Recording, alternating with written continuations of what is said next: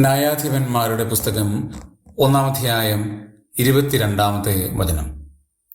യോസഫിന്റെ ഗൃഹം ബഥേലിലേക്ക് കയറി ചെന്നു. യഹോവ അവരോടുകൂടെ ഉണ്ടായിരുന്നു.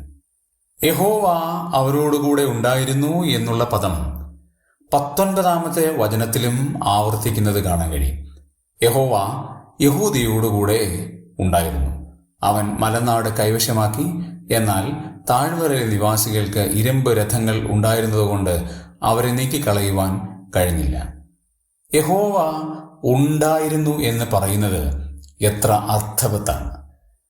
യഹൂദയോടുകൂടെയും യോസഫിന്റെ ഗൃഹത്തോടുകൂടെയും യഹോവ ഉണ്ടായിരുന്നു.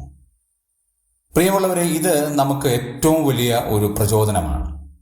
യഹോവ നമ്മുടെ കൂടെ ഉണ്ട്, യഹൂദയോടുകൂടെയുണ്ട്, യോസഫിന്റെ ഗൃഹത്തോടുകൂടെയുണ്ട്, യഹോവ എന്നോടുകൂടെയുണ്ട്, നിങ്ങളോടുകൂടെ ഉണ്ട് എന്ന് പറയുന്നത് എത്ര ആശ്വാസകരമായ കാര്യമാണ്.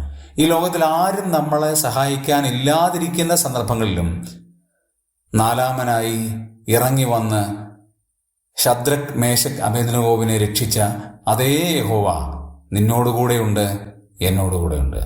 ആരും നമ്മളെ സഹായിക്കാനില്ലാതിരിക്കുമ്പോഴും അവസാന നിമിഷം ദൈവത്തിന്റെ കരം നമ്മോടുകൂടെയുണ്ട്. പക്ഷേ ഒരു ചോദ്യം, നാം യഹോവയോട് കൂടെയുണ്ടോ? യഹോവ നമ്മോട് കൂടെയുണ്ട്. ഞാനും നിങ്ങളും യഹോവയുടെ കൂടെ ഉണ്ടോ?